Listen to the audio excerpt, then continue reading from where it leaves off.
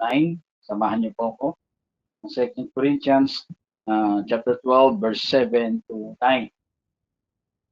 Sabi nga sa verse 7, and lest I should be exalted above measure by the abundance of the revelations, a thorn in the flesh was given to me, a messenger of Satan, to defame me. Verse 8, concerning this thing I pleaded with the Lord 3 times that it might depart from me.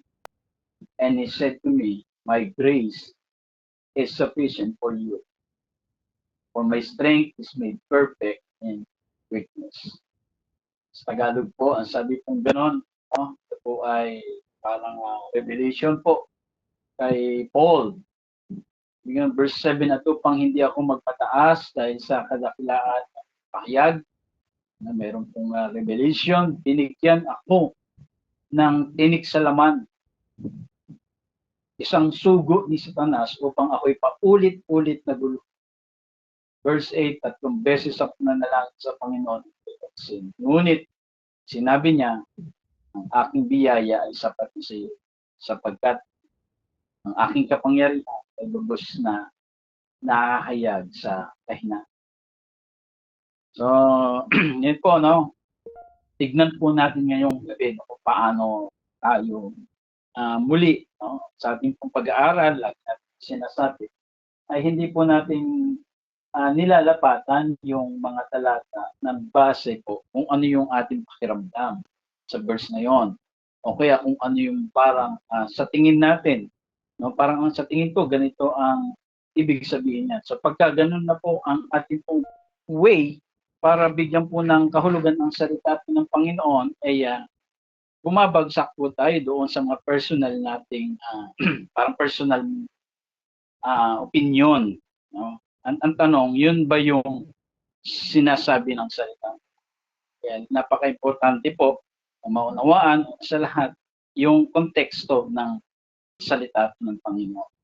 Dahil kapag yung isang talata po ay binunot natin, tinanggal po natin sa kabuuan ng kanya pong ng mensahe po na yun, kinuha mo lang yung verse, yung talata po na yun ay nawawala yung buhay po noon kasi inalis doon sa mga bahagi ng kanyang talata. Kaya kapag nag-aral po tayo, meron po tayong kailangan makita yung mga post-text at saka yung pre-text po. So kailangan po natin makita po. Kaya ngayon, ganun natin po laging titignan po yung salita ng Panginoon para makita po natin yung tunay na ibinibigay ng mensahe po. So ngayong gabi po, no, isa po ito sa mga pinakamadalas gamitin talata upang patahimikin ang pananampalataya ng mga mananampalataya. No, yung tinatawag pong thorn in the flesh. Imbis na sa halip na maging pahayag ng lakas ng biyaya, ito po ay naging parang paliwanag kung bakit parang naging normal ang patuloy na pagkabigo, paulit-ulit na sakit, at yung hindi natatapos na kahinaan. No, yung mga bagay na yun parang nagiging normal dahil tinignan natin na yun ay yung thorn in the flesh. Imbis na sa halip na maipahayag ng biyaya ng Panginoon, no, nagkaroon po ng ibang kahulugan na para po sa mas marami na ang mensahe daw po ay ganito, na parang may dahilan kung bakit hindi inaayos ng Diyos yung mga sitwasyon. Yan ay thorn in the flesh mo. Parang ganon. Hindi ko alam kung naging ganon din po ang ating pong kaunawaan.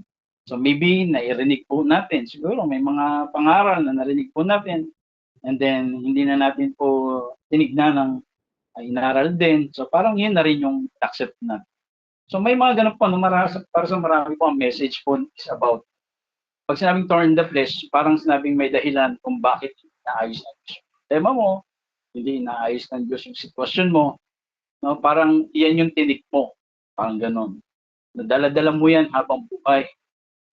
Kung tinanggal yan, baka, kasi kung tatanggalin ng Panginoon yan, baka magmataas ka. Parang ganun po yung sinasabi, no, madalas. At unti-unti, ang Diyos na tagapagligtas po ay parang ay nagiging Diyos na para siyang tagapanatili ng problema kasi hindi niya tinatanggal eh. Parang pinapanatili niya yung problema, yung Diyos ng tagapagligtas. Kaya yung biyaya po ay, ang biyaya ay hindi na nagiging kapangyarihan. Parang ito ay parang paliwanag na lang kung bakit walang pagbabago. Siguro may mga times sa buhay natin na parang gano'n, no? Tinaalis yung mga ganito, ganyan mga problema. Eh, parang tinitingnan na lang na parang ang ibig sabihin ay ang Diyos ang naglagay. Pero ang tanong po, hindi yung ano yung tinik, no? Ano yung tinik ko? So mas mahalaga pong tanong na paano ba nabago yung tinik, no? Imbis na makita po yung mensahe na biyaya ng Panginoon. Dahil nga, kapag ang interpretasyon po ay naging mali, ang teksto na dapat po magpalaya, maging pagpapala, ay nagiging dahilan pa minsan ng pagkakagapos at pananatiling nakagapos. Kaya tingnan po natin yung konteksto ng muli ng thorn in the flesh na binanggit ni Pablo. So ang layunin po ni Pablo kung bakit niya po ito pinanggit, hindi niya po ito isinulat itong 2 Corinthians 12 upang hindi niya ito isinulat upang ipaliwanag yung kanya pong personal na karamdaman. No? Ito po ay isinulat niya bilang depensa ng kanyang apostolic calling laban sa mga umaatak sa kanya. Again, ito po natin. Ito pong mga talata po ito, hindi po isinulat ni Pablo upang ipakita, ipaliwanag yung kanya pong personal pong karamdaman. Kundi, bakit isinulat ba ito ni Paul? Isinulat niya po ito bilang depensa ng kanyang apostolic calling laban sa mga umaatak sa kanya. So ano yun? Anong ibig sabihin nun? No, yung thorn in the flesh. Bago natin maunawaan yon, makita muna natin po yung konteksto. Kasi ho, sabi po sa mga naunang kabanata, no, sabi po sa chapter 10 verse 10, ang sabi po doon, sinasabi ng ilan, sa mga sulat ko lamang ako matapang. Ngunit kapag kaharap na may mahina at ang mga salita ay walang kwenta. So sa verse 10 po, no, pinakikita po doon na minamaliit po siya. Siya po ay minamaliit. Kaya sabing ganun sa verse 10, sinasabi ng ilan, sa sulat lang ako matapang. Ngunit kapag kaharap naman, mahina daw ako magsalita at walang kwenta. Bago po pumasok, bago po dumating muna sa chapter 12 po, sa chapter 10 po muna. And then sa chapter 11 verse 5, kino-question po siya. Siya ay kino-question. Sabi nga kasi no, sa verse 5 na yon, palagay ko na may hindi ako pahuhuli sa magagaling na mga apostol na yan. Parang binabanggit ni Paul, parang sinasabi niya, hindi naman ako magpapahuli sa mga magagaling na mga apostol na yan. So doon po may mga confrontation po siyang nangyayari sa kanya. And sa verse 12 naman po no, ng chapter 10, kinukumpara po kasi siya. Sabi nga ito ay sapagkat hindi kami naglakas ng loob, no? Sabi sa 10 verse 12 ng 2 Corinthians. Sapagkat hindi kami naglakas ng loob na mabilang sa kanila o ihalin tulad ang aming sarili sa ilan na nagtataas sa sarili. So meron po kasing kino-compare po sa mga tinatawag po ng great apostle, no? Yung kanilang pong kapanahunan. So valid sila na sinusukat ang kanilang sarili sa kanilang sarili at ihahambing ang kanilang sarili sa kanilang sarili ay mga walang pangunawa. Nagkakaroon po kasi ng comparison. And si Paul po ay kinukumpara po doon sa mga tinatawag kong mga great apostle. And verse 11 ng 13 to 15, siya ay hinahamak po ng mga super apostles. Sabi nga nun, ito ay sapagkat ang mga gayon ay hindi tunay na mga apostol. Sila ay mga mandarayang manggagawa at tagaan yung mga apostol ni Kristo. So hindi ito katakataka dahil si Satanas man ay nagaan yung angkel ng liwanag. At hindi rin nga malaking bagay kung ang kanyang tagapaglingkod ay mag-anyong mga tagapaglingkod ng katwiran. Ang wakas ng mga ito ay ayon sa kanilang mga gawa. So bago po dumating po yung bago po lumabas po yung kapahayagan po na yung Paul, yung thorn in the flesh. No, ito po yung mga nararanasan po niya, no, bago po sa chapter po na yun. Na may mga minamaliit po siya, kino-question po siya, at kinukumpara po siya. So yung tinik po ay lumilitaw ayon sa konteksto. Ito po yung tinatawag na matinding opposition. At hindi po yung context pa na to ay hindi po about sa physical diagnosis ni Paul. Kundi ito po yung mga oposisyon na umalaban at patuloy na minamaliit si Pablo. Kaya yun po ay ang kanyang nabanggit po yung talatang po. No, hindi ito tungkol po sa physical diagnosis niya, kundi yung mga opposition po na kanya pong naharap at inaharap. Ito po ay bahagi po ng kanyang paliwanag kung bakit sa kabila po ng matinding pagsalungat o ng mga opposition ay hindi po bumagsak si Pablo o bumagsak ang kanyang kanyang ministry. No, hindi po magsak, no, kaya niya pinapahayag po 'yon. No, sa kabila po ng tindi ng kaliwat ng atake po sa kanya ay hindi po bumabagsak. Hindi bumagsak ang ministry na ginagawa po ni Paul. So yun po, no, yung bagay na mga nangyayari, no. Kaya dumating po yung talata po ito. At binanggit po doon, sinabi ganoon ay meron po siyang binanggit na ito yung mga messenger of Satan. No, yung sinabing messenger of Satan. Itong isang detalye hindi natin pwedeng baliwalain. So maliwanag po, no, sa wika ni Pablo, isang sugo ni Satanas ang sabi noon ang tinutukoy niya. At hindi ito malabo, no, hindi rin ito symbolic. Ito at hindi bukas, no, sa pilit na yung spiritualization. Ang tinutukoy niya dito ay ang pinanggagalingan. At ang pinanggagalingan ay hindi sa Diyos kundi sa kaaway. Po, ang pinanggagalingan po ay hindi sa Diyos kundi sa kaaway. Sabi niya ganoon kasi messenger of Satan.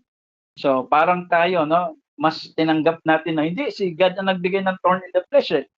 Kaya hindi niya aalisin.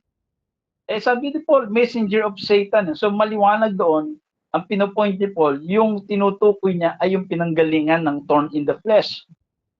At ang pinanggalingan niya ay hindi sa Diyos kasi messenger of Satan kundi sa kaaway.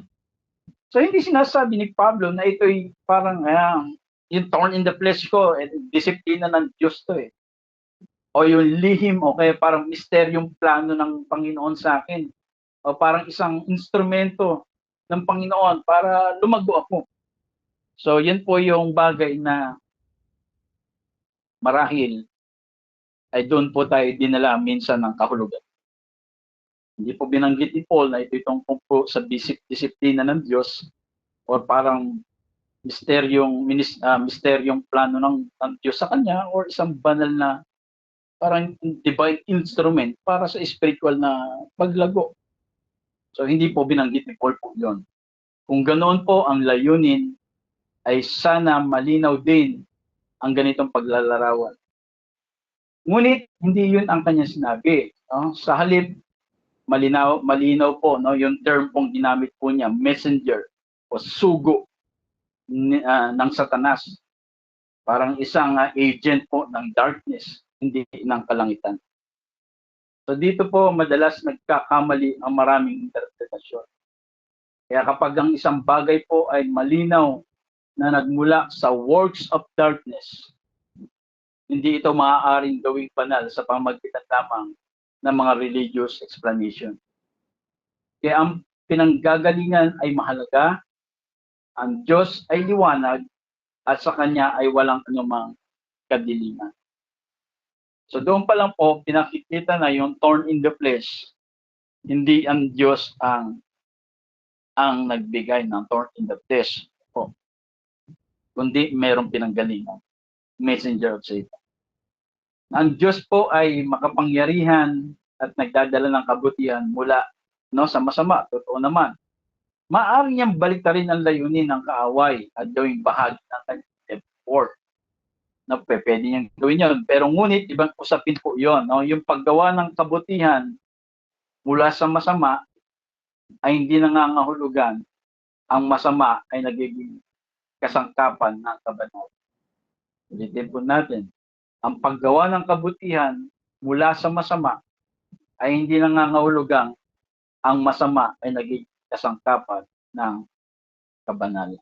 For example, no, meron po akong kakilala na nagkaroon po siya ng anak no po, na may kapansanan.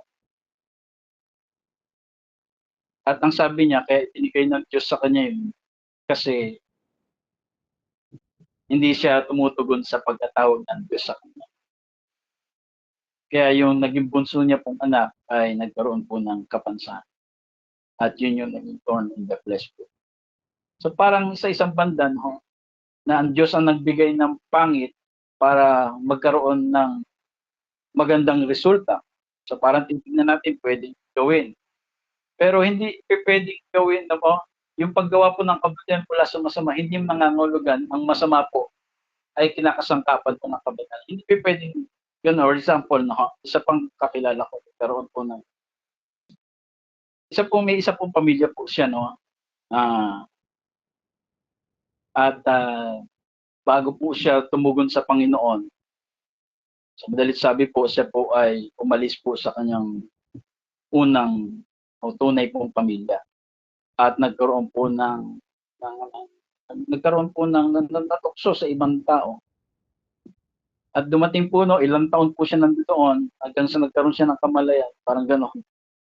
Sabi niya susunod na siya sa Panginoon, iiwan niya na yung maling relasyon at babalik na po siya sa tama. So parang titignan natin ang sinasabi niya, dinala siya ng Diyos sa ganong sitwasyon para tumugon siya na doon po sa kanyang pagkakatawad. So hindi po ganoon ang yung masama po ay hindi kinakasangkapan po ng Diyos. No, yung masama po ay hindi po kinakasangkapan ng Panginoon para sa isang banal na gawain o pagkatawad. Hindi po. Paano nangyari yun? Ba't gano'n nangyari? So, tinanggal lang po siya ng Diyos, no, doon sa sitwasyon na pangit siya, at sa biyaya ng Panginoon, naging bukas ang Panginoon sa kanya. Ganun dapat po tinitignan po. So, every time na may mangyayari po sa ating pangit, huwag natin tingnan po na ito po ay gawa po ng Panginoon para lang mag-grow up. No? Minsan may mga ganun pong tayong idea o kaisipan kasi doon ako mag-grow. Kaya ako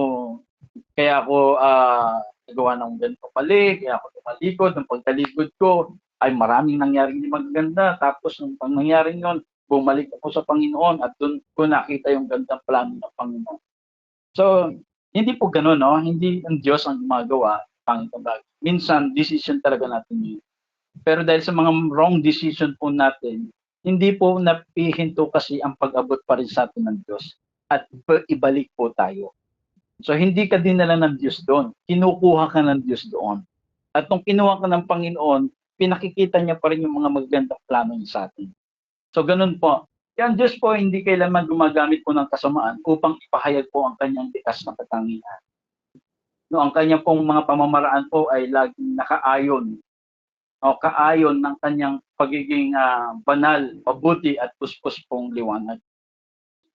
Kaya yung binanggit ni Paul, no, ang messenger of Satan ay ito po yung nananatiling kung ano ito. Ibig sabihin, isang gawa ng kaaway. Hindi isang lihim na paraan ng Diyos para pagpalain si Paul, no, na nakatago lang doon sa sakit. So hindi po ganon. Ito po ay galing po ito po ay gawa po ng kaaway. So ito yung mga laking bagay, no, may mga pagbabaluktot po ng religion. Yung kahinaan po ay ginawang normal pong tirahan. Again, ulitin ko po, no, yung thorn in the flesh pong tinutukoy po ni Paul doon po is yung mga opposition na umaatake po sa kanya. No? Kaya sabi nga ni Paul, alisin mo sa akin ito, Panginoon, Pero anong sagot ni Jesus? Ang sagot ng Panginoon sa kanya? Hindi ko alisin. Sapat na yung biyaya ko. Pinakikita po doon na hindi ko tatanggalin yung gawa, yung mga darkness niya. Nandiyan yan. Pero yung grace ko sa kabila ng mga opposition na yan, sapat yun para malampasan mo yan. So, ganun po yung pinakikita. And tingnan po natin po yun, may mga, dahil sa mga talata po yun, may mga nabaluktot pong katotohanan. Kahinaan daw. Yung kahinaan po, parang naging normal pong, parang permanent residence na. No, parang isa sa mga isa sa mga pinakatahimik ngunit pong mapanganib na ginagawa po ng relihiyon na yung pagbabago ng kahulugan ng kahinaan. Na ang dating pansamantala lamang ay parang tinuring na parang panghabang buhay. So ano yung kahinaan po, no, sa buhay po natin? No, madalas yung kahinaan po ay dapat sana ito'y parang dinadaanan lang natin. Pero ang tinuro sa atin, hindi, yan yung torn in the flesh mo. So, tanggapin mo yan. Parang pag sinabing mong may part na doon ka mahina, tinanggap mo na doon ka mahina kasi yung torn in the flesh ko Parang ganon. Na imbis na sana na pansamantala lang, naging permanent na. So, yung isang sitwasyon ay parang ginawang final na conclusion ng buhay. So, marami pong teachings. Yung weakness po ay madalas presented as proof of holiness, a sign of humility and condition na parang embrace mo sa buhay mo habang buhay. Na parang nakapresent ay yun ay proof ng holiness na kung saan yung isang sign of humility, na parang ganon. Ngunit kapag binasa mo na maayos yung sulat ni Pablo, malinaw na hindi niya inilarawan yung kahinaan bilang permanente or tirahan na. Ang kahinaan ay hindi kung saan ka na mananatili.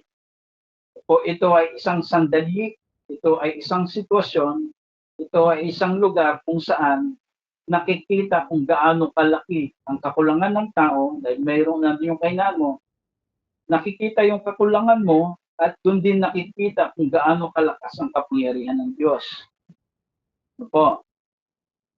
So yung 2 Corinthians 12:19, hindi sinabi ng Diyos na my grace will replace my power.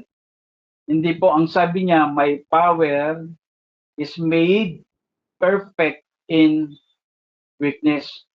Yung kapangyarihan po ng Panginoon ang parang nagiging perfect sa panahon po ng kahinaan. Ang kahinaan po ay hindi resulta. Ito po ay lugar kung saan nakikita kung saan talaga nanggagaling ang lakas. Ibig sabihin, mahina ka sa isang bagay. Huwag mong tanggapin na hindi, talagang dinisign ako ng Lord na mahina ako sa part na to. Huwag mong tignan na gano'n. Opo. Kasi parang pagka tinignan natin gano'n, nawawala yung power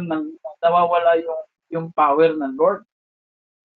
Ang gusto mong ipakita ni Paul doon sa panahon sa sitwasyon na meron kang mahina, kahit mahina ka, magagampanan mo pa rin yung pwedeng pagawa sa ng Lord kasi yung grace ng Lord ang magsusustain sa atin.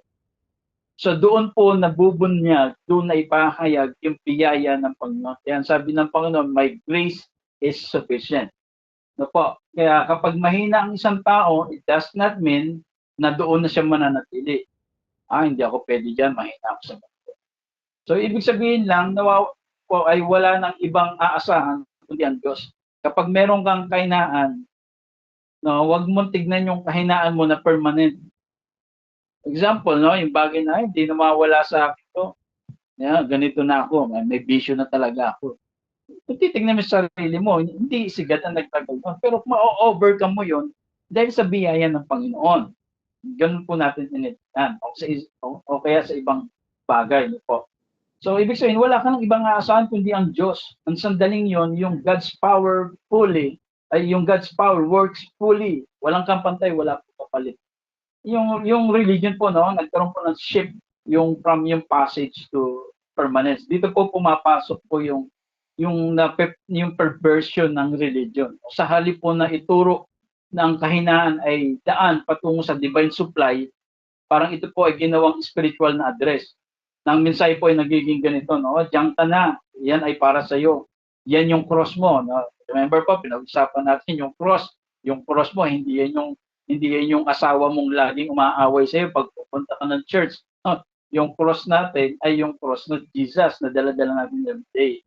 So, yan po yun. No? Madalas yung mensahe ko, naging gano'n. Yan ka na, yan yung cross mo, yung sakit mo, cross mo yan. Yan yung portion mo sa buhay. Ngunit kailanman hindi po itinuri ni Pablo na ang kahinaan ay parang pinamana ng Diyos. Na parang ibinigay ng Diyos. Ito po yung contrast. Ay pinakikita po yung pagkakaiba ng lakas ng, ito po yung, ang pinakikita po doon ay yung contrast na kung saan pinakikita yung pagkakaiba ng lakas ng tao at lakas ng Diyos. Ang problema po kapag ang kahinaan ay ginawang permanent, parang tinanggap mo na, binigay sa akin ng Lord to, parang pinamana ng Panginoon. Ganon. Po, pagka gano'n na po tayo, nawawala na po yung expectation ng breakthrough. Hindi ka na maasa na, hindi na mawawala sa akin to, ganito na lang ako. Ganito na lang kalagay ng pamilya. Basta ako magsiserve ako sa Lord, ganito na lang kami.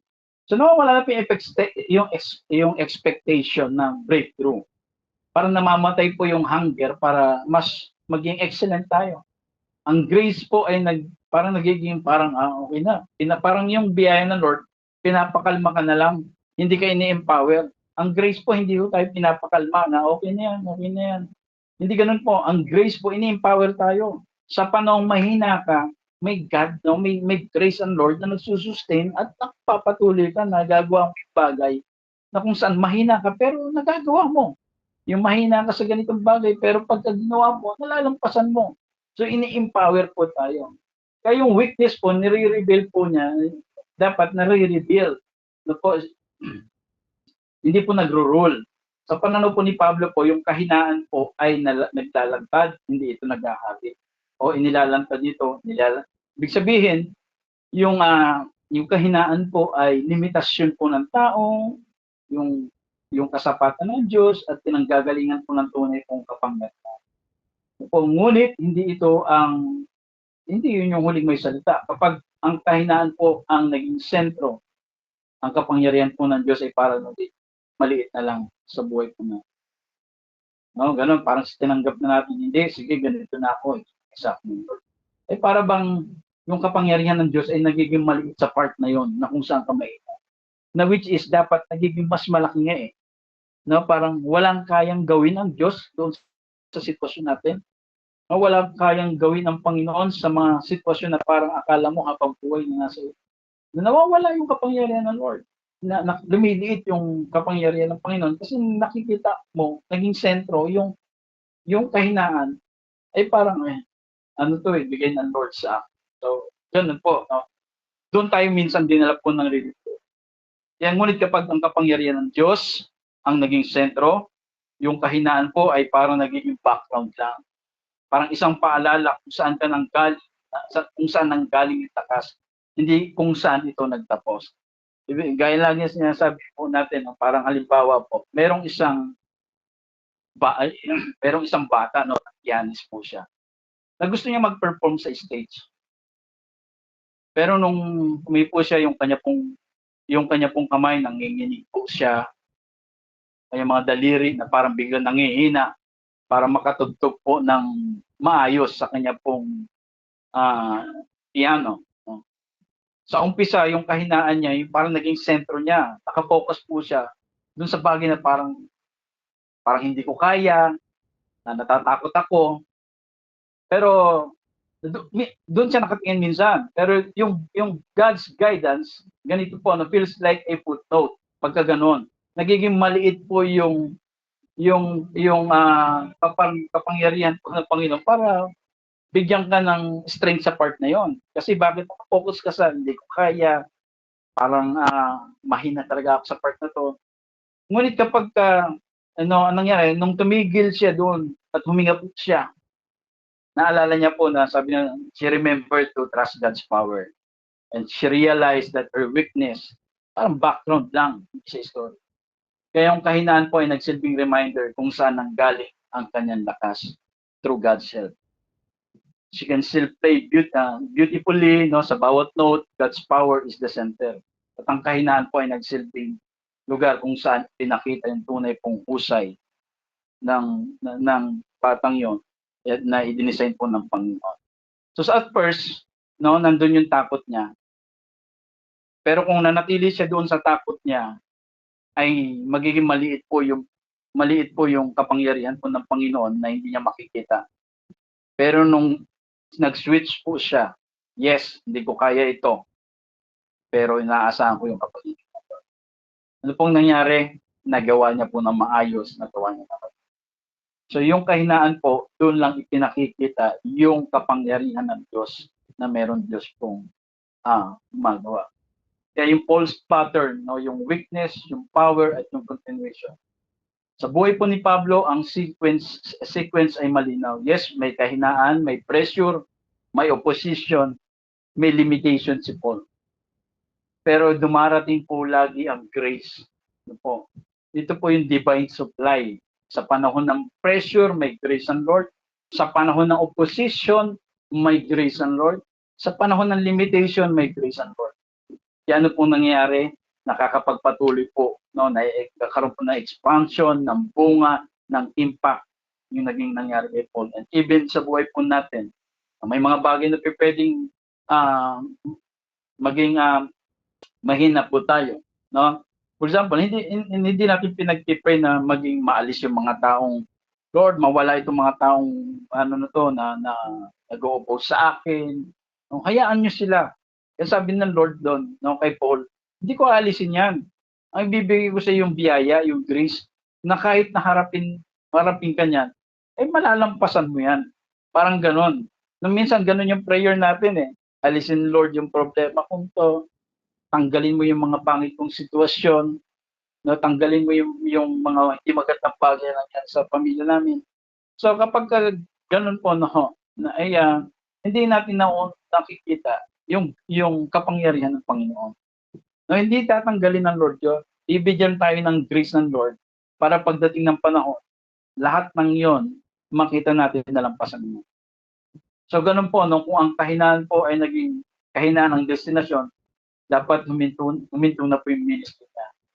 Ngunit ang nangyari po ay nagkaroon po ng kabaliktaran. Mas lumawak po yung saklaw, mas tumindi po yung influence, mas dumami po yung bunga po. So, ibig sabihin, ang kahinaan po ay hindi ito pinupuntahan para manatili po tayo, kundi dinadaanan upang maipakita ang kapangyarihan ng Diyos. No? Kayo po, no? Sa tingin natin, saan ka sa tingin mo mahina? Ano yung bagay na kahinaan? Sa tingin mo ba, bigay ng Diyos yan? Hindi ka na nagbigay. Ang binibigay ng Panginoon, kahit may kahinaan ka, kahit may kakulangan ka, may biyaya ang Diyos para yung kahinaan na yan, maipakita na isang taong to na mahina ay nagagamit ng Panginoon, nagkakaroon ng impact sa ibang tao. No? Ibig sabihin po, mas nagiging malaki yung kapangyarihan ng Diyos dun sa kahinaan na meron ka. Kaya huwag nating tatanggapin na ganito na ako. Ito na ang buhay ko. Bahala na kayo dyan. No, hindi po ganoon kasi magiging maliit sa paningin mo yung kayang gawin ng Diyos sa buhay po natin. Kaya sa ilalim po ng biyaya ng Panginoon, malinaw po ang katotohanan. Hindi tayo tinawag para mag-stay o manirahan sa akin. Tinawag kang tumanggap ng lakas sa gitna po ng kahinaan. Sa gitna ng kahinaan mo, natawag tayo ng Diyos na tanggapin ang kapangyarihan.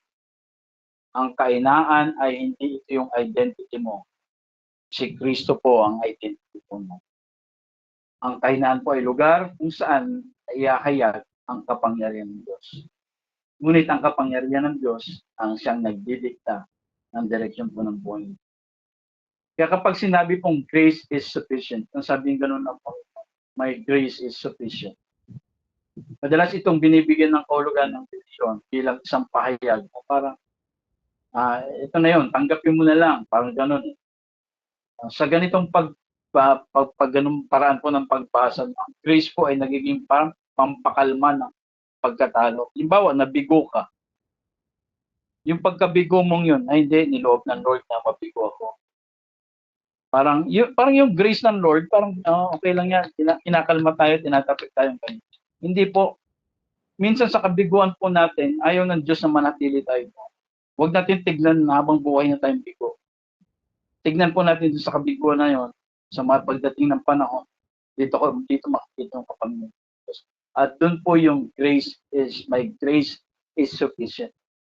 Yung wika po ni Pablo, ang grace ay hindi pampakalma, ito po ay supply. No? My grace is sufficient. Supply po ito. Yun po yung sinasabi niya, my grace is sufficient for you, my power is made perfect in weakness. Hindi ka dinisign ng Diyos na, hindi ang Diyos ang nagbigay sa iyo ng kahinaan. Sa panahon po ng kahinaan natin, ang binibigay po ng Diyos yung kanyang kapangyarihan. Para kahit naging mahina ka sa part na yun, diba, I am weak, pero I am strong. Parang gano'n yung sinasabi ni Paul. Kaya yung salitang sufficient ay hindi nangangahulugang parang minimum lang to survive. Kundi ito po ay yung enough to sustain. Ito po ay enough to empower and enough to prevail. Ito po ay divine provision na pumapalit po doon sa kakulangan ng isang tao. So kulang ka sa ganitong bagay, susuplayan ka ng Panginoon ng karunia. Hindi ka magaling magsalita, susuplayan ka ng Panginoon ng ng kagalingan. No, hindi mo kayang gawin itong isang bagay, susuplayan ka ng Panginoon para magawa mo isang bagay ng isang lugar. So ganun po 'yon, no? Yung my grace is sufficient for you, for my power is made perfect in weakness. Dapat ang panalangin mo, Lord, tanggalin mo ito. Dapat ang prayer natin hindi, Lord, tanggalin mo itong kahinaan kong ito. Hindi sabi nga ng Lord, no, hindi ka tatanggalin yan. Tanggapin mo yung grace ko sa iyo. Dahil nandun yung kapangyarihan para maging made perfect in weakness. Hindi tatanggalin ng Diyos yung pagiging yung bagay na pinagpe-pray mo na mawala sa iyo. Ang ibibigay niya sa iyo, susuplayan ka niya ng alin po, ng biyaya, ng grace para yung sa part na mahina ka ay makapagpatuloy. Ganun yung prayer ni Paul eh. Tanggalin niyo itong mga opposition na to. Sabi po sa kanya, no, sa revelation sa kanya, kasi revelation kay Paul yan. Hindi ko tatanggalin yan. Sapat yung biyaya ko. My grace is sufficient for you, for my power is made perfect in weakness. Hindi ko aalisin yung mga nag-o-oppose sa'yo, nagmamalit sa'yo. Hindi. Pakikita natin na yung mga nagmamalit na yan, yung mga tao na yan, no, doon sa part na mahina ka, na parang gusto mong itigil na dahil bumibigay ka sa mga opposition sa mga salita nila, sinuplayan si Paul po ng biyaya ng Panginoon, kaya nakapagpatuloy po siya. Pero kung nag-focus lang po siya doon sa mga taong naririnig niya, sa mga taong umaharap po sa kanya, marahil po hindi po na-expand po ang ministry. Bakit? Kasi tumingin po siya doon sa kanya. Yun nga, yung thorn in the flesh. Pero hindi si God ang nagbigay, ang binigay ng Panginoon is grace and power. Kaya yung salitang sufficient, hindi po nangangahulugan na parang konti lang para makapag-survive tayo, kundi ito po ay enough para masustain po yung kahinaan na yun at makapagpatuloy. Hindi sinabi ng Diyos na hindi ko alis yung kahinaan ko, kaya tiisin mo na lang. Hindi ganun sinabi ng Lord eh. Di ba? Hindi niya sinabi kay Paul, no, hindi ko tatanggal yung ano na yan, yung thorn in the flesh na yan. Hindi ko alisin. Magtiis ka. Hindi ganun ang sinasabi ng Lord. Ang sinabi niya, mayroon akong ipapasok sa iyo, mayroon akong ibibigay sa iyo sa gitna ng thorn in the flesh na yan. At ito ay sapat. At yung biyaya ng Panginoon. Kaya ganun po, no? Nakikita po natin na ang thorn in the flesh ay hindi kaloob ng Panginoon at hindi rin tinatanggal ng Diyos yun. Kasi bakit? Ang binibigay ng Panginoon para maipahayag yung kapangyarihan ng Diyos, makita ang kapangyarihan ng Diyos, kung saan ka parang mahina at hindi mo kaya, doon po nagiging mas malakas ang kapangyarihan ng biyaya ng Panginoon. Hindi ko kayang magsalita, pero dahil may biyaya ng Panginoon, nakakapagsalita ka, nagagawa mo yung bagay. No, hindi dahil sa iyo, kundi may nag-sustain, may nag-supply na biyaya ng Lord, kaya mo nagawa. Kaya ganun po, no? Kaya po yung, hindi po natin kailangan sukuan na, eto na yun, ito na lang ako, huwag yung ganun. Hindi natin may enjoy yung grace ng Lord. So, yun po, no? Religion po ay nagtuturo ng grace teaches, no? How to endure less. No? Parang, ang grace para sa kanila, sige, tiisin mo, may biyaya naman ng Panginoon. Hindi ganun. No po? Ang Ebanghelyo po ay nagpapayag, ini-empower tayo to stand where strength fails. Kung saan yung wala yung strength mo, ni-empower tayo ng grace po doon. Para ano ho, para tayo po'y makatayo. Kaya ang grace po ng Panginoon ay, ang grace po ng Panginoon ay hindi panangga laban sa pag-asa. Kundi ito yung pinagmumulan ng pag-asa. Po, ito yung dahilan kung bakit sinabi ni Paul, no, I will boast all more gladly of my weaknesses. Hindi dahil mahal niya yung kahinaan niya, no, parang, kundi dahil alam niya kung ano yung pumapasok kapag siya po ay nagkakaroon po ng kahinaan, alam niya yung dumarating. So, kaya sinabi niya kapag yun yung bagay na binanggit po niya, no, na sinabi ni Paul, I will boast all more gladly of my weaknesses. No? Hindi siya proud doon sa kahinaan niya. Proud siya doon sa part na mahina siya dahil alam niya yung dumarating na biyaya at kapangyarihan ng Panginoon. Kaya kapag yung grace po ay parang ginawa nilang pampigil sa pag-asa, no? Wag mo nang, ayaw mo na, ganyan na yan. Parang gano'n, no? Binigay sa'yo ng Lord yan, tanggapin mo na lang. Parang kapag gano'n, nawawala yung expectancy, humihina yung pananampalataya, at parang nagiging normal na lang yung survival Christianity. Pero ngunit sa tamang pag-unawa po, ang grace ay active force, hindi po ito passive comfort. Ito po ang dahilan kung bakit ang kahinaan ay hindi po katapusan. Ang oposisyon ay hindi po disqualification. At ang limitation ng tao ay simula po ng malaking pagdalaw ng Panginoon. Ang kapangyarihan daw po, no, isa sa mga pinaka bagay na dinistort din ng religion ay yung kapangyarihan po na yung Diyos ay parang dinadala doon sa future, parang always coming, always waiting sa tamang panahon, parang sa ganung mindset na parang sa ganitong mindset, yung power made perfect, binasa na balang araw kapag nawala ng kahinaan mo, makikita rin yung ano yan, yung kapangyarihan ng Panginoon. Parang yung balang araw na parang sa future, darating din yan. Pero sinasabi ni Pablo, yung kapangyarihan po, hindi ito yung parang postpone, ito yung nare-reveal sa panahon ng kahinaan mo. No, yung panahon ng kahinaan mo, tanggapin mo yung biyaya ng Lord. For my power is made perfect in weakness. Yung salitang made perfect, yung made perfect po ay hindi ibig sabihin po yung eventual completion. No, kundi ito po yung full expression. Hindi ito tungkol sa timing.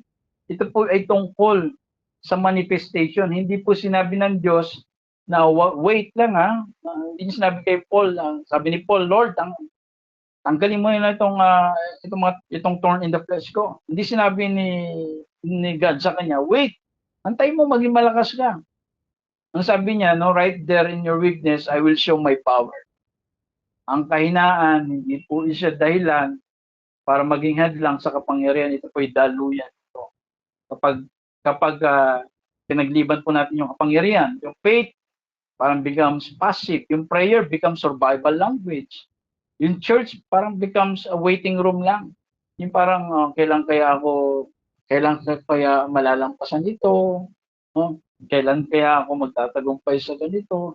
So hindi dapat ganoon yung ating pong attitude when it comes doon po sa supply po ng Panginoon.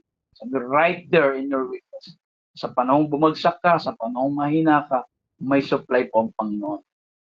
Kaya yun po yung dapat natin makita, no po, that the power of Christ may rest upon you. Yung sabi pong gano'n, yung salitang rest ay hindi po ito dumadaan lang, kundi nananahan. Yung kapangyarihan ng Diyos ay manahan sa iyo para maging tabernacle, maging lugar ng paglalagay ng presensya ng Panginoon. Kaya ang kapangyarihan po ng Diyos ay not coming after weakness. Ito ay bumaba on top of it. Sabihin, yung sa religion, sasabihin na wait until No, the struggle ends no before you experience power. Hintayin mo matapos yung struggle para makita po ang Panginoon ng Lord. Hindi po ganoon. Ang sinasabi po, right in the middle of the struggle, nandun po yung power na re-reveal. Kapag ang power po ay parang delayed, yung expectation po ay nawawala. For example, no, may isang tao, di ba, na nag-volunteer po sa isang ministry. Nung nag-volunteer po siya, maraming challenges, maraming problema na na-encounter sa outreach, and biglang pumasok sa isip niya, bakit pa ako magse-serve? Wala rin naman ako nakikita ng pagbabago, puro challenges, puro struggle. So dito po nawawala yung expectation na parang gano'n. Nawawala yung expectation. Ano pa? So parang yung boldness, humihina. Bakit? Hindi na siya nagtatanong, hindi na rin siya nakakapag-lead sa group na activities, yung confidence niya sa ministry parang tumatamlay. Na ano pang nangyayari po, no, instead na faithfully serving every week, siya po ay nagpapakita na lang sa mga special event. At ang obedience niya ay nakadepende sa convenience, hindi na sa heart to serve. Pero kapag nakita ang katotohanan, yung God's power, hindi po ito reward for strength. Ito po ay response to dependency. So yung power po ng Panginoon, hindi po reward yun dahil malakas ka. Ito po ay tugon ng Diyos dahil nakadepende ka sa Kanya. Kaya ibig sabihin po noon, no, sa ganung panahon, parang nakita mo walang nangyayari, dapat i-expect mo yung kapangyarihan ng Panginoon. Sa gitna ng problema, sa gitna ng challenges, huwag mong tanungin yung bagay parang hindi naman ako tinawag ng Panginoon para gawin ng bagay. Parang pagka gano'n na nakikita mo, no, wala yung expectation mo. So instead na tignan mo na mahina man ako pero may supply ang Lord. Yun yung bagay na dapat natin attitude. Dahil bakit? Kasi maapektuhan yung tatamlay ka hanggang sa ang pagse-serve mo sa Panginoon ay parang kung kampante ka na lang o hindi ka convenient dun sa pinagagawa sa iyo, parang gano'n. Kaya kailangan makita po natin na ang katotohanan, yung God's power po, ito po yung response to dependency. Na hindi ka nakadepende dun sa bagay na kaya mo gawin at hindi ka nakadepende sa kahinaan mo rin. Nakadepende ka sa kapangyarihan ng Panginoon. Dahil ang kapangyarihan ng Diyos ay hindi naghihintay na mawala yung kahinaan mo. Ito po ay naghihintay yung kapangyarihan ng Diyos na mapalitan ng lugar yung kahinaan mo at mapalitan po ng kapangyarihan ng Diyos na maipakita mo. So ganun po, no? Ito po ay parang isang mga tahimik ngunit mapanganib na pagpapakita at pagtuturo pa ng mga maling kahulugan.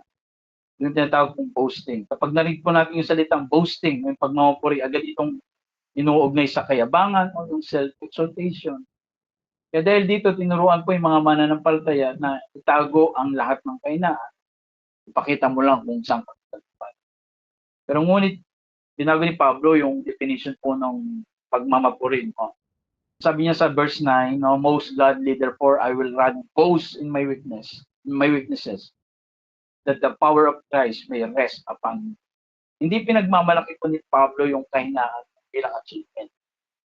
Kundi binabanggit niya po rito, hindi rin niya ginagawang badge yun of honor, no, para sa sugat. Ang pinagmamalaki niya ay kung sino yung dumating kapag siya po ay nauubos sa kanya pong sarili.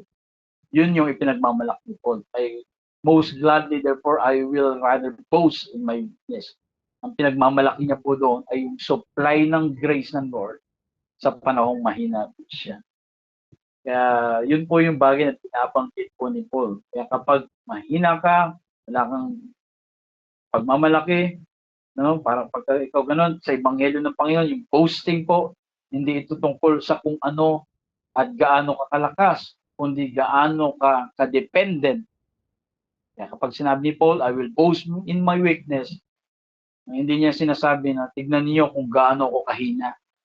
Ang sinasabi niya, tignan ninyo kung gaano kalakas ang kapangyarihang dumarating sa akin kung saan ako mahina.